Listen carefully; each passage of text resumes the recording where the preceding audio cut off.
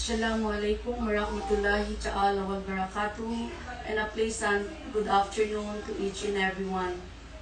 I would like to express my special thanks of gratitude to our very supportive college president, Professor Charisma S. Tutalum Sese, co-authors, Associate Professor Delfina A. Ampung, Associate Professor Jim Shuksi Asid, Assistant Professor Lorena S. Saradi, Assistant Professor Zhiraida A. Daud, and of course, yours truly, Assistant Professor Hartini D. Saradi, who give us the golden opportunity to do this wonderful project on the topic on job satisfaction and administrative capability among employees in higher education institution in Sulu,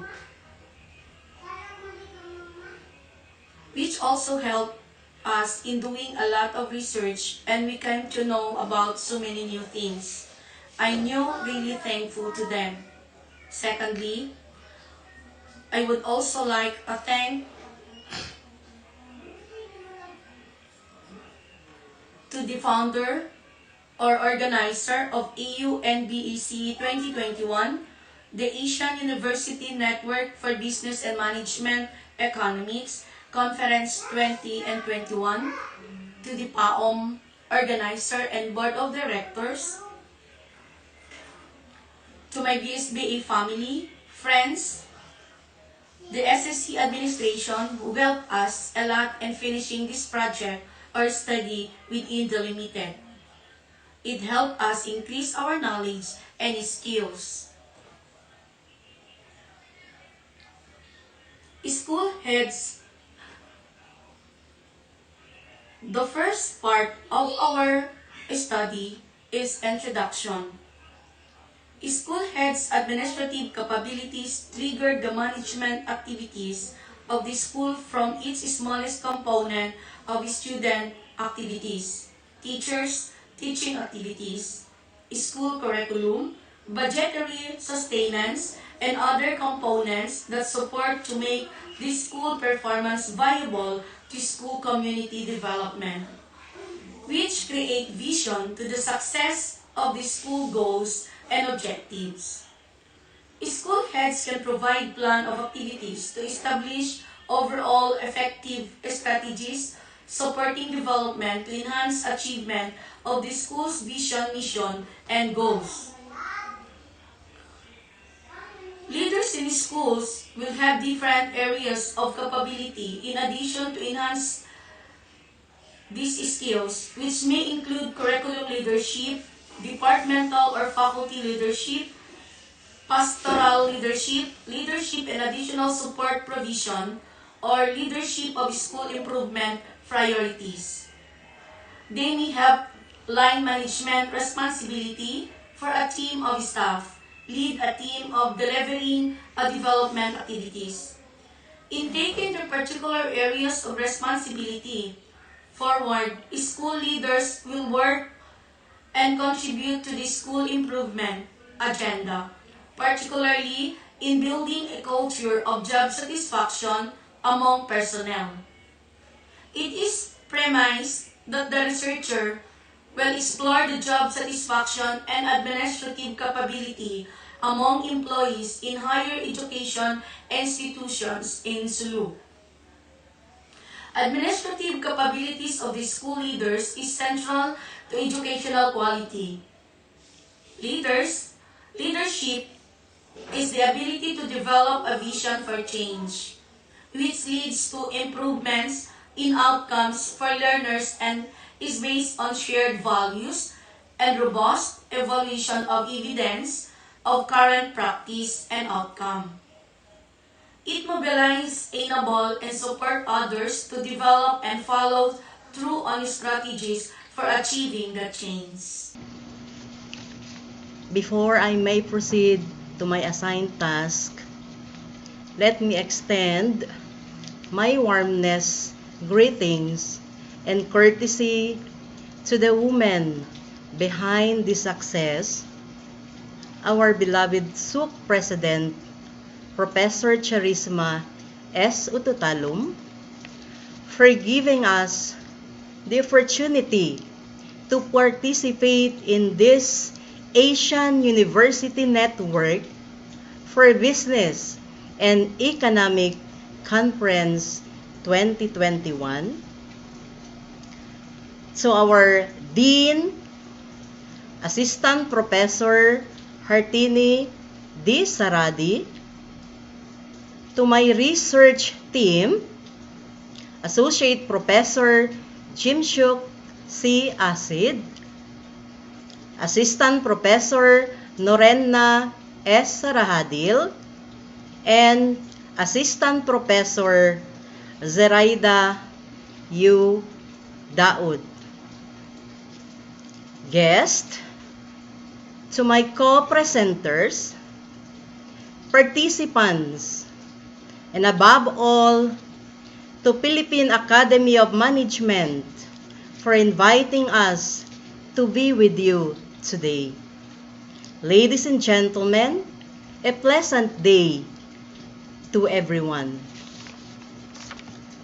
At this juncture, let me present the research methodology of our study entitled Job Satisfaction and Administrative Capabilities Among Employees in Higher Education Institution in Sulu, that involves research designed, research locale, respondents of the study, sampling design, validity and reliability, and statistical treatment of data. To proceed with, the researchers were used descriptive survey in this study. The study was conducted in Holo, Sulu, using selected employees of higher education institutions such as Sulu State College, Notre Dame of Holo College, Hajibuto School of Arts and Trade, and Sulu College of Technology. Selected employees of higher education institutions was used as the respondent in this study. Since the study concerns the administrator's administrative capabilities of Sulu State College and the employees' job satisfaction of its employees, this study was utilized purposive sampling design in the selection of respondents. Selected employees of higher education institutions was used in this study. This study was used a checklist questionnaire pattern from the study of John Thomas Husman, 2007. The issue of validity and reliability of the instruments were accounted to the work of John Thomas Husman in 2007.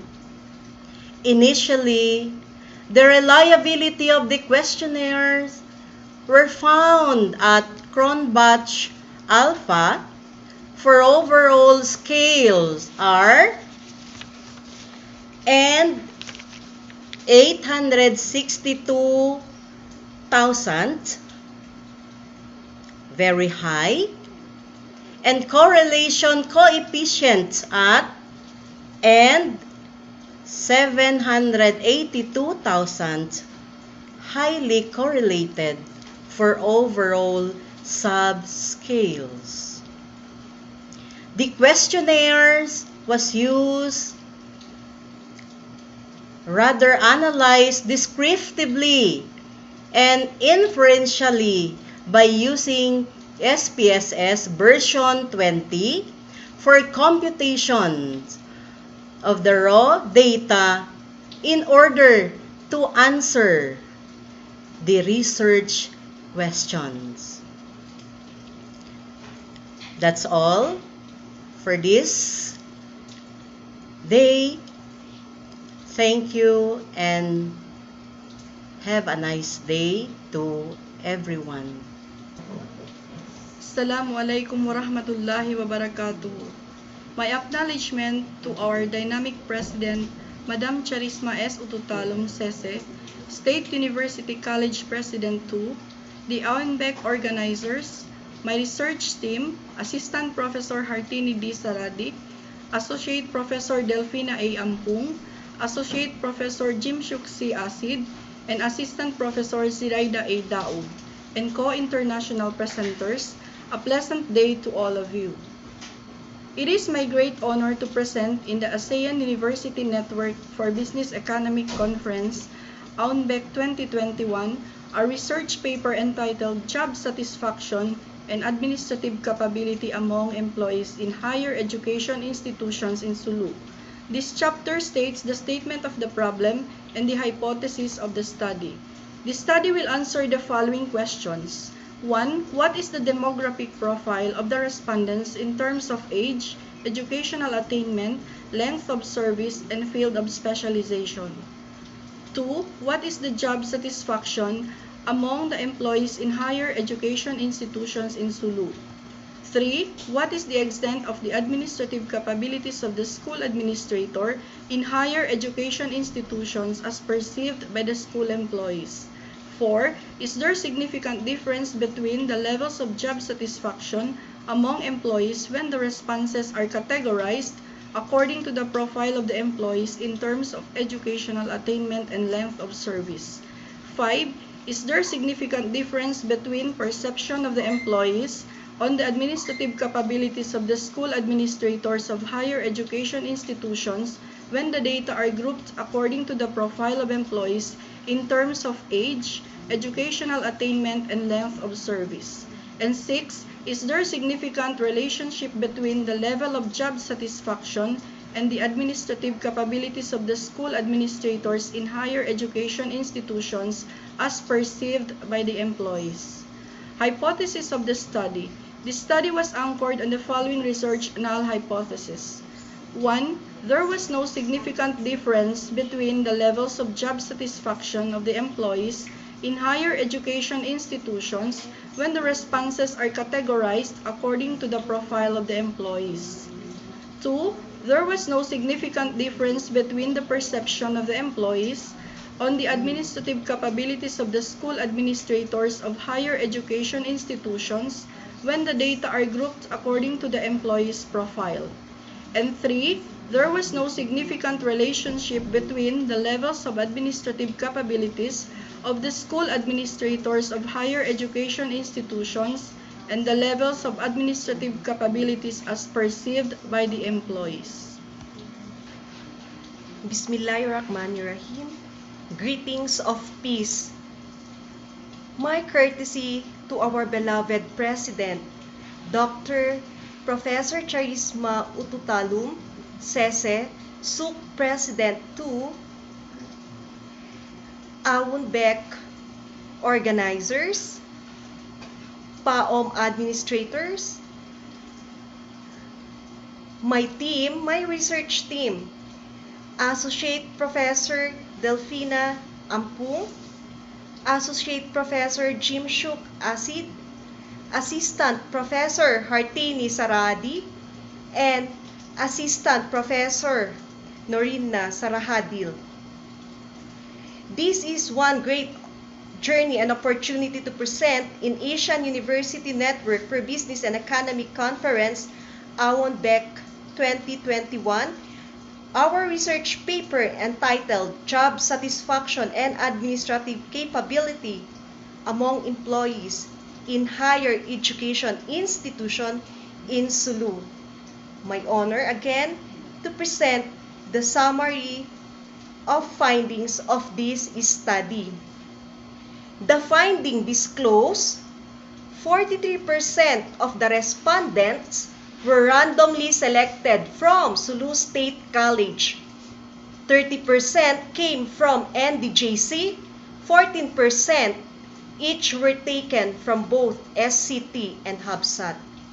Most of the respondents were aged from 41 years old and above, composed of 49 and 7%, and respondents aged 30 years old and below made up the 18 and 6%.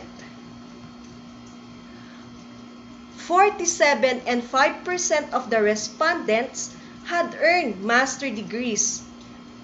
24 and 6% had only undergraduate degree. 17 and 5% had master degree and earned doctoral units. And lastly, 10 and 4% had finished doctoral degree. Also, in the summary of findings, respondents' length of service shows that 41% have rendered services from 11 to 15 years. 23 and 5% have been in the service from 6 to 10 years. 18 and 6% rendered services from 5 years and below. And lastly, 16 and 9% have long been in the service for 16 years and above. Their field of specialization shows that 74 and 3% were neither English, math, science, nor social science and home economic, but rather than opine as generalist, while 7 and 7% had specialization in science. 7 and 1% had specialization in mathematics. 6 and 6% were specialized in English. 3 and 3% in social sciences, and 1% had specialization in home economics. The level of job satisfaction of the employees on administrators' administrative capabilities in higher education institution in Sulu was statistically described in this study as satisfied. The extent administrators' administrative capabilities in higher education institution in Sulu generally described in this study as too high extent. Again, it is described as too high extent. Last summary and findings, there was no significant difference exist among the perception of level of job satisfaction of the employees on administrators' administrative capabilities in higher education institution in Sulu when classified according to educational attainment and length of service of respondents. There was no significant differences exist among the perception of the employees on administrators' administrative capabilities in higher education institution in Sulu when classified according to first, age, second, educational attainment, and third, length of service of respondents. There was significant relationship exist among the perception on the level of job satisfaction and the administrators' administrative capabilities in higher education institution in Sulu when as perceived by the school employees. That is all for summary of findings for this research study. Thank you. Wabadu wassalam. Bismillahirrahmanirrahim. My courtesy to our college president, Dr. Charisma S. Otutalon, Sese, to our beloved dean, Assistant Professor Hartini S. Saradi, my fellow co-researchers, Dr. Delfina Ampung, Dr. Norina Sarahadil, Assistant Professor Zhiraida Daud. This afternoon, I'm tasked to present to you the summary of findings based on the following conclusions withdrawn. Firstly, the respondents were randomly selected from the different higher education institutions in Sulu. Mostly, the school employees were old and most of them have completed their master's degree, and most of them are also can be said generalists in terms of specialization. Secondly, no significant differences can be seen among the perception of level of job satisfaction of the employees on administrators' administrative capabilities in higher education institution in Sulu, when classified according to educational attainment and length of service of respondent as well. As such, the null hypothesis were then accepted. Thirdly, there was significant relationship exists among the perception on level of job satisfaction and the administrators' administrative capabilities in higher education institution in Sulu when as perceived by the school employees. As such, the null hypothesis is then rejected. Thank you very much, and wassalamualaikum warahmatullahi wabarakatuh.